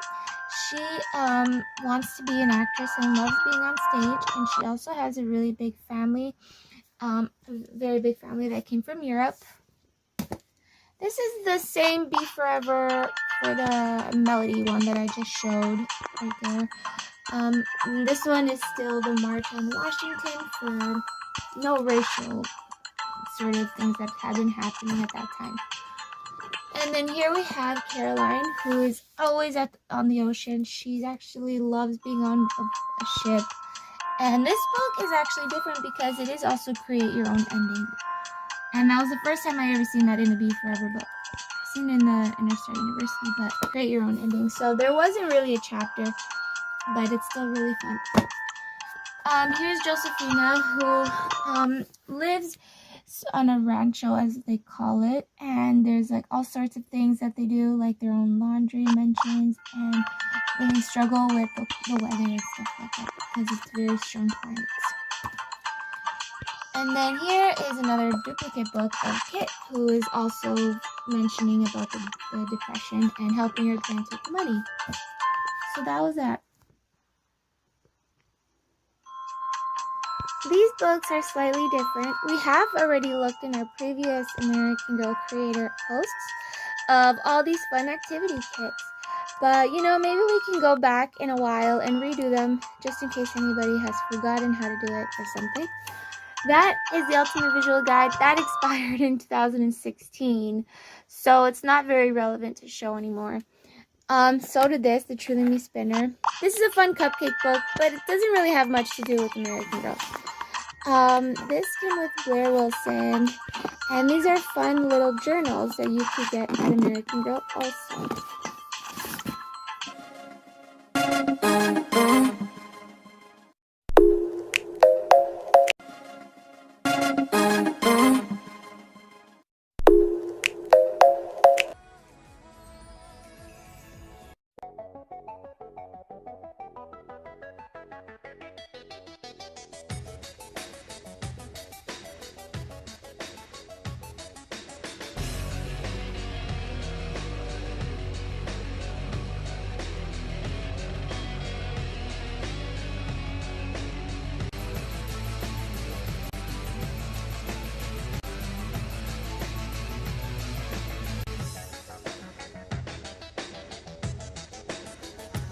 Welcome back to AGC. So this was actually a requested upload, considering I haven't shown Tamagotchis in forever, only because I finished all of them, and then after I finished them I got busy, and then I realized maybe I should restart them again. So I got them laid out, and I will show you my other battery operated toys. But for now, here are my Tamagotchis. So a while ago, I was customizing things into Hello Kitty, so I turned my friends. This was actually a pink one, as you can tell from the rim. This was my Tamagotchi friends, and this is basically where I left off. And the BFF bump, everything is still full from this one, who is his best friend. And so this one and that one bumped together, but I had another one before. This is actually not every Tamagotchi I've owned. I have given away many as gifts or something, so these are the ones that managed to stay. Here is my Hello Kitty one, and this one is my Kuromi one. I thought it'd be nice to customize it as Kuromi. And so the BFF bump is all exchanged and everything, but I will show you what it's like to bump it. So I guess we'll go ahead and do that first before I get on to the other ones. So I did one this morning. I remember you're allowed 5 bumps a day. So let's do another one, BFF bump. And I remember that one heart has to be on the other side. So like the heart has to be one side or the other. So I'm gonna go ahead and bump them. And so, oh, battery just died. That's great. Right in the middle of the video. Okay, I guess I'm gonna have to change it. But it seems to me that they got some jackpot. They got some money. So I'm gonna go ahead and change that really quickly. You know, maybe this is a good educational way of teaching you how to change the batteries. And be careful whenever you customize a Tamagotchi, always leave the backing available so that you can unscrew it. So if you're wondering how to even use a screwdriver, this was actually just purchased at the dollar store. And there's a little thing, a compartment at the back that you screw on, so you can store these little pieces in. I chose this one. It's gonna take 2 hands for me to unscrew it, but basically what I do is I hold it down and I unscrew it. I'm gonna open it up. I would also like to mention that this Tamagotchi is from 2014. So over the years, the screw has totally been worn out. And I was actually worried at one point because I didn't even know how to replace it. But I found that if you use the top part that's flat as opposed to the square one, you basically want to just like use another one and basically move it around so that it opens. Be careful, but there's still a chance of opening and closing it. So these are dead batteries actually. Now I'm gonna put these in. And so it's plus goes that way, and then negative is going that way. That way. Okay, let me just do that. Okay, so considering that beeped out during the BFF bump, I'm not sure if the BFF bump went through, but I guess we'll try it again because we have another 2 times. I tried one this morning, so yeah, let's do another BFF. And Tamagotchis are awesome and very necessary to teach you how to have real pets, like a real animal. And people think they're probably annoying, but so are real pets. Okay, so my BFFs, what you can do on the Tamagotchi friends is obviously bump each other, play games. I've actually unlocked them. Let's go ahead and see what the games were to be unlocked. Yeah, you can play games. There's a treasure chest, or a jewelry box, I should say, that you collect all the jewelries. So Flower Count is actually a very long game. And Cake Catch is also fun. I guess I'll just show you what they look like. And it basically just goes by and you gotta choose which cake you want. This game is different because you have to count how many flowers go into the truck and how many go in. So that was 1, now it's back to 0. And then that's 1, and then that's back to 0. And then this one. Okay, well, yeah, that's basically the gist of the Tamagotchi. And I love them so much because they're solar powered and the battery lasts so much longer, I gotta admit. Considering it doesn't seem like it lasts longer, considering it just died during this video, but I had it on for a really long time and it lasts longer than the LED ones. Okay, so now that I showed you those two, I'm gonna go ahead and show you my For You. I actually am restarting it all over again. The best thing about the For You is you don't need a screwdriver. You poke the hole and it opens it up. Oh, and these are all AAA batteries. So this was my For You. I guess I'll go ahead and change the day really quick. And it says today is April the 21st.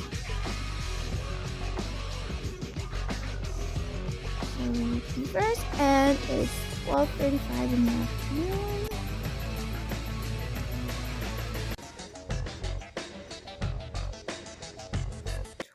What did I just miss it?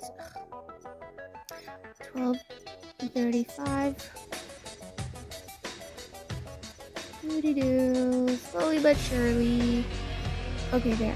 Oh, and this is your birthday. Mine is July 15th. The best day of the year. Okay, okay, here's funny. You get to choose all your characters. I'm really used to this. I'm gonna always choose my favorite, which are these like little emojis that they let you choose from. I'm gonna choose maybe a star for American Girl. And I'm just doing this quickly because I want to show you what it's like to bump the card. So yeah, we'll leave it at that. And now my egg is gonna come through. I totally forgot it has to hatch as an egg before I bump it. So while that happens, I'm gonna show you the Tamagotchi on and the Tamagotchi on Wonder Garden, which is probably the prettiest one considering it has to do with Alice in Wonderland. Okay, so I'm just gonna put this aside while the egg hatches. Oh, and this strap is really cool. You could attach it anywhere and you won't lose it. So that's like, I guess, the whole purpose, right? Okay, so of course with the Wonder Garden, the on, which I chose my magic one, and I chose the Wonder Garden, you can connect it to the app. I have one in the app right now. My little character is in the tablet right now, but I'll show you my first one, which is this one. I was so excited when it came out because it had everything to do with magic. And so I'll take you there. I have been running it for a while, and then after I restarted, I said maybe I should keep it longer. So it's over 100 years old, this one. And I chose this character. The reason why I had to keep restarting it was because I wanted to choose the character. And I finally settled with this one, which is like this funny little leaf-looking flower kid. And I changed the backdrop to the Star Galaxy in the classic magic background. I have a lot of stuff I've purchased. The accessories are my favorite because they can actually wear them. So there's afro wig, sunglasses, all these fancy, oh, that's a BFF hat that it connected. Here, let's choose a funny one right now, actually. Let's choose the wig. I think the wig is funny because it actually ends up looking like a little person. So now she's wearing a wig. And just to sum things up, I'll go ahead and take you to the Magic Land, which is also really fun. I've unlocked all of them except this one because that one is like impossible to unlock. You have to, I don't even remember what you have to do, but it's like super impossible. I could not manage that. Oh, oops, so let me go back to the Magic Land. Oh, I passed it again. Okay, sorry. One more time. Okay, now we're gonna go to the Magic Land, and I guess I'll take you to the, it takes us on a little boat ride. And yeah, this one's complaining about something. Okay, sorry. Ah, festival. What are you complaining about? Hungry. No. Okay. Oh, she's at the Magic Land. Yay, she's on a Ferris wheel. It could do all sorts of funny things in Magic Land. And if you're into Tamagotchi and you like that Harry Potter style, you'll totally like the Magic one. Really cool. And what is this one again? Oh wow, look how much business he did. Oh, illumination. Okay, well that's basically. Oh wait, and these little the eco triplets are kidnapping my Tamagotchi to go Easter egg hunting. Okay, well that's that. And I'll show you how to bump it to this one. This one is the Wonder Garden, which is Alice in Wonderland, which is also lots of fun. I'm gonna have to leave, you see, because it's on the still connected to the app. Oh, and if you're wondering how I customize it, I just use paper and stickers. Lots of fun. Okay, return. I would like my Tamagotchi to go home, please. Yes. Yes. I just hold it close enough.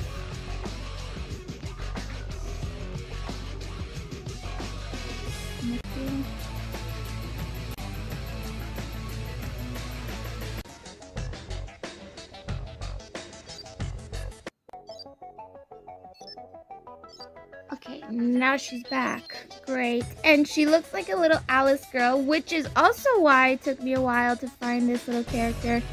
She happens to be 127 years old. The other one was 123 years old. But after 127, no wait, I don't know how many times it took for me to do that, but I finally got a little Alice character, and she's even wearing a little blue dress. So, oh, I didn't even show the items actually for this one. I only showed the accessories. Oops. Let's go to the, oh, and there is a funny little camera here. I guess I'll show you that item. So it keeps pictures in the diary, and the way to take the picture is, there's a whole bunch of fun things in here. I gotta admit, I guess I'll show you the camera, which is special camera. It's not the camera like the pics. This one has it too. It's a camera. It's like a screenshot. It takes a picture of what's happening on the inside. And now we're gonna go ahead and pose for the camera. And I'll just jump to the picture, snap. And that's the picture of Tiffany. Yay, how wonderful. And I'll show you how she gets to the garden. Oh man, see how, oh, the baby hatched. Okay, maybe how many I'm trying to do right now. Okay, so, yeah, you can smile. Let's see if I can top up this card before the baby starts annoying me. Okay, before you. So I have this card. I've used it before many times. I don't know if it's still capable of, I don't even know if that was the right one. I think it was the last button I was supposed to press. Not that one. Oh, I don't remember exactly. I haven't done it in a while. I can't remember if it's the third button or the fourth button, because the 4 U's in Japanese, and you basically have to memorize Japanese when playing this game, or this gachi, unless you memorize the buttons. And what did this one want again? Oh wait, it was this. Ah, okay. I definitely have my hands full. Anyways, I'll show you what it's like to bump these. Let's see now, friends. Friends, what is... Oh wait, I was supposed to take you to the Wonder Garden, wasn't I? Oh well, I'll have to do that after. Okay, so play dates. Yeah, we'll have a play dates. And these two have to go behind each other. Oh! Technical difficulties over here. Okay. What am I doing first? Here, let's do this. For you. Well, I also wanted to say that I made these cases for my Tamagotchis. And you can knit them or crochet them or just use any type of soft fluffy thing. Anyways, I think you can get the idea of how to play with Tamagotchi. And I still have the battery operated toys I should show you.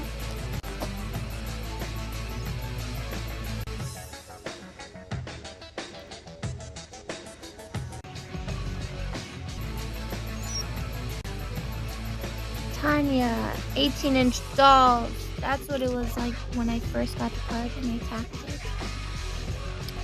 Funny card. Anyways, if you're really into Furbies, because I know there's a big gothic community that loves customizing Furbies. Here's a fun app you could do to connect to. You're wondering that if your Furby is not the same generation, it should still connect, because I know these are both Furby booms and they sort of upgraded the app to this one. It'll still connect, but I remember my pink one used to connect really well, and then I had gotten my black one, and I didn't know. I knew she was a Furby boom, but I didn't know if she would connect. But then later I found out that whenever I would feed her, she would start making eating sounds and stuff. So it sounded like she was still eating too. And I really like them, but I also try not to do too much to them. Here is a puppy that I found at the thrift store the other day, and I love it so much, and I'll show you why. So I'm gonna bring her here. Basically, when I first found her, every time she would walk, she would fall because I guess her paw is weak, and she comes with this leash. But then later I realized if I attach this harness to her, and this is to wag her tail. The first button wags her tail. Second button, she can walk. So she can actually like walk herself now that she has the harness on. So I'm really happy about that. And whenever I give her her little top, I just put the little leash there, and she's really like walking herself. So it's really cute. She's another Walmart brand actually. She's Kids Connections. I think that's the name of the toy company. Here are my two For Real friends. If you like For Real friends, you can find some type of app that has to do with them on App Store. This is Cuddles and this is Daisy. They're actually a bit retired because they don't sell them anymore. But when it comes to For Real friends, they're very difficult to find. So I say that if you find one, you keep them because they're lots of fun. Here are two Zuzus. Over the years, I've had like half a dozen of Zuzus, but somehow they didn't last, or I gave them away. This is the newer version, these are the older versions, but they're still really fun, and they're motion censored, and they move around on the floor. Here are my Hatchimals, the battery operated ones, and they have a really fun app online if you want to play it. I find some of them at the thrift store, but generally Hatchimals you can collect as eggs, where you sort of open them up and collect the little ones inside. But these are the battery up.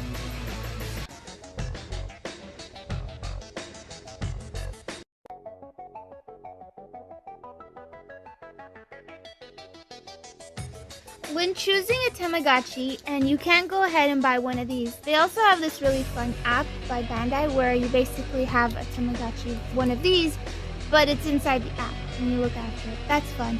The one I'm looking at right now is the arm that has to connect to these two. So that was taking a look at my Tamagotchis. If you're wondering which one I'm going to keep operating, I could start the For You. That one is very demanding, but I do want to collect the entire book, and you can tell he's already upset with me. No, he doesn't want to put up with me right now, so I'm going to have to babysit him. But since these are my two twins, I like to keep them together.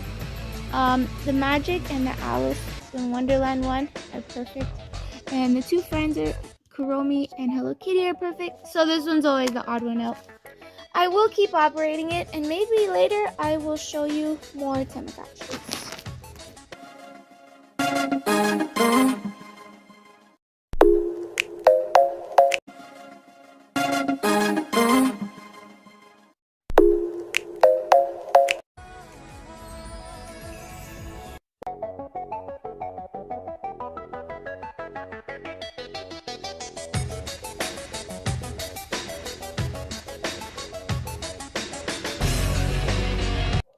We will be looking at the first chapter of The Real Z from the Contemporary Girl 2017, Z Yang.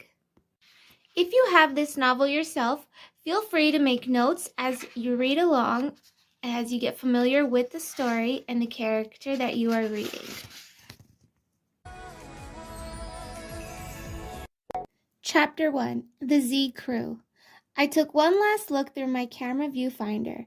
This was it, my favorite moment in every video I shot.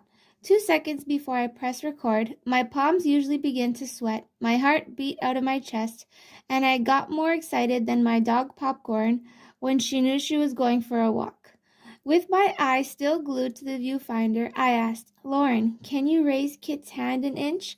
Lauren McLean, aka my best friend, production partner, and all-around amazing prop designer, was sitting on my bedroom floor posing my Kit Kittredge doll in front of a prop mountain as we worked on a video about the California gold rush for social studies. She moved Kit's tiny hand carefully, and I zoomed in on it. Now can you turn the pencil she's holding so it really looks like she's writing on the pad, Lauren? Adjust the pad and pencil, which she had made out of sticky notes and a straw. I squinted harder as I stared through the camera lens and looked at the shot of Kit again. Perfect, we're ready. I pulled my purple knit beanie down on my head. I couldn't press record without my good luck charm, and got ready to say my favorite word. Action, I shouted. I snapped a photo of Kit and cut. I turned to my 2 computer screens. One was a larger monitor that I used to view all the stop-motion shots I had taken, and the second was my laptop with my webcam recording the whole shot. I wanted to post the video for a new segment I had been trying called On Set With Me, Z. The videos were a how-to guide to doing stop-motion videos like the kind I made, which meant I was shooting a video inside a video. How cool is that? Okay, Z Crew. So maybe that wasn't the most exciting 2 seconds of filming in the world, but guess what? Every shot in our stop motion videos is important, I said to my webcam, especially when we get a close-up of those award-worthy props, Lauren chimed in off camera. Lauren is not a huge fan of being filmed, but she loves working on AGSM, American Girl Stop Motion, videos with me. We got the idea to do an AGSM video for our social studies assignment, a class presentation about a pivotal point in history during lunch. Making videos is what we did for fun, which meant now we could have fun doing our homework. I adjusted the webcam to focus on Lauren's prop work. Look at this, Z Crew. Lauren made a paper mache mountain out of some recycled newspaper she painted brown with flecks of gold. She is a total genius. Lauren grinned. She's going to win an Oscar for set design one day. Right, Popcorn? I asked my dog. Popcorn barked and wagged her tail happily and jumped up on my legs. She was always jumping, like popcorn when it pops, which just happened to be my favorite snack in the world. It was also how my Dalmatian got her name. My Kit doll was standing on the fabric background that was our set, dark green, to represent trees in the distance. A box light drenched the scene in warm, bright light. My room looked like a mini movie studio. The special equipment was all I wanted for my 13th birthday, and I've used it on a ton since then. I turned back to my camera, focused on the scene, and Lauren raised Kit's hand as if she was waving. I snapped a shot, then she raised it again a bit higher. Each time we moved Kit, we took another picture, I explained. When we edit all the shots together, it will look like Kit is moving. But if we move Kit too quickly, the stop motion will look really jerky. We want the scene to look seamless. Show them how we map out our stories, Lauren said, sounding excited. She was getting as into our vlogs as I was. I pointed my webcam at a dry eraser board in the open cabinet attached to my desk. Stop motion videos need 12 pictures per second. So far, 1 minute video, that's more than 700 shots. It's easy to get off track or forget something. That's why I map it all out first. I zoomed in on a second whiteboard which had lots of words written in different colors and pictures I'd cut out from magazines. This was my brainstorm board, I explained. It's where the magic happens. You never know when inspiration will strike. Once I have my ideas and my storyboard, I put together a list of all the steps I have to take, like making props, sets, costumes, and exciting to create an awesome video. Just remember, a good editor is nothing without her crew. Sometimes they look at things in a way you didn't even think of. I reached over and grabbed a piece of caramel popcorn from the bowl Lauren was holding. Like this, I said. Lauren had the idea to use caramel popcorn for Gold Rush. I popped the piece in my mouth. After we're finished with our last few shots today, we'll layer on Kit's narration on how the gold rush led to the creation of the state of California. The movie is only 5 minutes long, but we've been working on it for 3 weeks, Lauren said. Making videos takes time, I told our viewers, but it's worth it when the video turns out awesome. I caught a glimpse of myself on the monitor and suddenly had one of those I can't believe I'm doing this moments. A year ago, I never imagined I'd be with a vlogger or that I'd have thousands of subscribers watching my AGSM videos or my On Set With Me Z videos. It all started one day with my friend Mariella was over. We were watching a video of a cat doing somersaults and a watch next link popped up. I clicked on it and it was a stop motion film featuring American Girl dolls. Lauren, Mary, and I have been making up stories with our American Girl dolls for years, but we never thought about filming them before. I showed my mom, who is a filmmaker herself, and she agreed I should try it. That night, I made a first stop-motion video. It was called Samantha and the Sage of the Dropped Ice Cream Cone. After that, I was hooked. Now my American Girl stop-motion videos have hundreds of thousands of views, and Mom says not a day goes by without me filming something, even if it's just our mail carrier making a delivery. Crunch, crunch, crunch. Was that the sound? Lauren and I turned around. Popcorn's head was buried in our Gold Rush. She'd eaten every last kernel. She looked up and wagged her tail. Lauren and I burst out laughing. Oh, Popcorn, I scratched her behind her ears. You're calling break time, huh? I turned my webcam back toward myself. I guess that's a wrap, Z crew out. After dinner, I would do a quick edit of the vlog footage from the shot and then show it to my mom and dad. They viewed all my vlogs before I posted them. Once you put something online for everyone to see, you can never take it back. Dad always reminding me. I helped Lauren pick up the props and put them safely in my closet so Popcorn couldn't trample or eat them again. Kit got a place of honor on my bookshelf with the other dolls who already had their star turns in AGSM videos. Ping! A new email notification popped up on my computer. I slid into my purple desk chair and clicked on the email. No way, I said aloud. It was from the Cloud Song Seattle Film Festival. The festival had a young filmmaker contest that I'd entered on a whim last month just to see if I could get in. I could feel my heart race. Lauren pinched me. What's wrong? Lauren's voice was panicked. Did today's video not save? That was always her biggest fear. It was one of mine too, second only to a movie critic someday giving one of my films only 1 star. The video is fine, but read the email and tell me if I'm dreaming.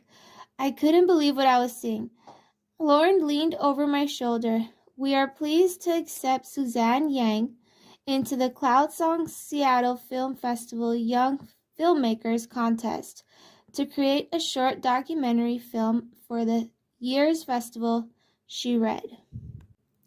Using my real name, Suzanne. Everyone calls me Z, but I use my full name for report cards or contests that require your legal name, like this one. Z, this is huge. Lauren clapped my shoulder. It says they want you to create a 10-minute film about your life in Seattle, and the top 2 films will be shown at the festival.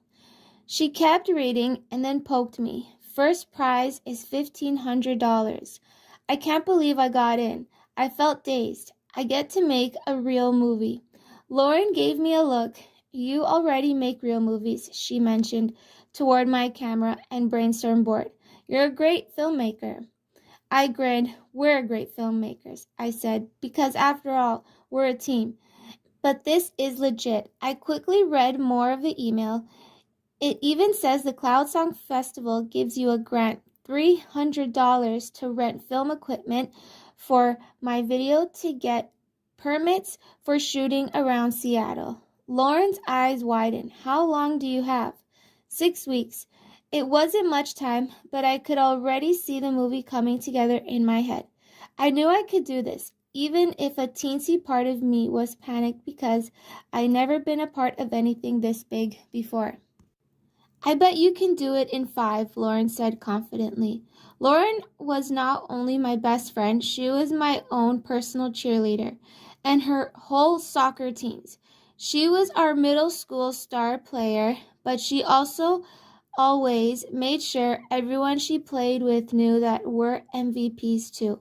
I guess I should go downstairs. My dad will be here any minute. I still have math homework to do, and I am not looking forward to 2 pages of multiplying fractions. Lauren's mouth curled into a deep frown. I knew how hard she worked for her good grades. Want to work on our math homework together? I asked. It's okay. I'll wait till I get home. Lauren lifted her backpack. Favorite soccer ball, a neon green and black one, hung from the mesh sack on the front.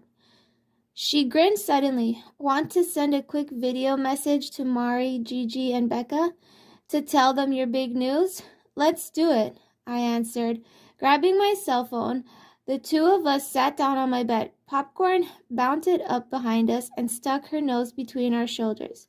The 3 of us just fit into the small frame. I hit record, and then we made a series of funny faces and poses.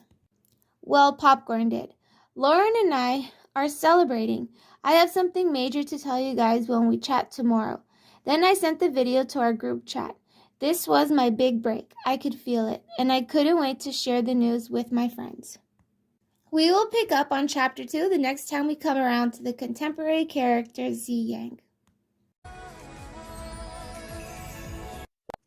As you read along, you could also make notes in your notebook or any sort of place to write down notes and enjoy the story by memorizing it.